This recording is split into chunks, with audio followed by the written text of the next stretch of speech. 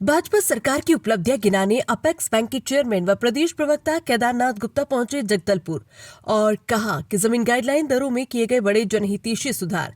Guideline दरों पर केंद्र मूल्यांकन बोर्ड ने लिए महत्वपूर्ण निर्णय।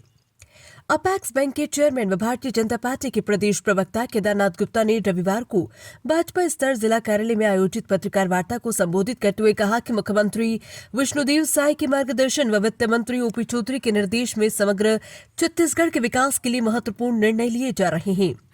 इसी दिशा में राज्य में लागू नवीन गाइडलाइन दरों के संबंध में विभिन्न हितधारकों से सुझाव, ज्ञापन एवं प्रस्ताव प्राप्त हुए हैं, जिन पर विचार कर महत्वपूर्ण फैसले लिए गए। भाजपा प्रदेश प्रवक्ता केदारनाथ गुप्ता ने कहा कि नगरीय क्षेत्र में 1400 वर्ग मीटर तक भूखंडों के इंक्रीमेंटल आधार पर गणना के प्रावधान को समाप्त करते हुए पूर्व प्रचलित उपबंध अनुसार नगर निगम क्षेत्र में 50 डेसिमल तक, नगर पालिका में 37.5 डेसिमल तक और नगर पंचायत में 25 डेसिमल तक स्लैब दर से मूल्यांकन के प्रावधान को यथावत लागू किए जाने का निर्णय लिया गया।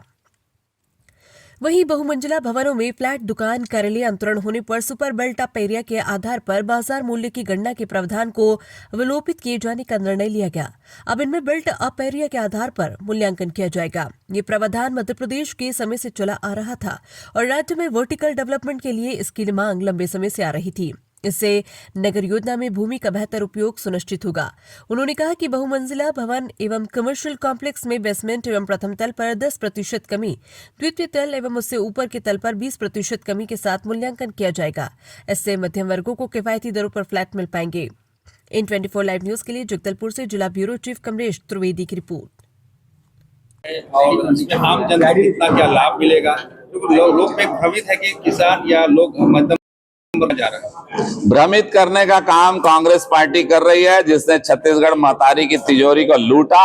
30-40% गाइडलाइन 2018 की उसे भी कम किया और अपने काले धन को जमीन पर लगाया। वर्तमान गाइडलाइन से किसान भाइयों को मुआवजा बराबर मिलेगा।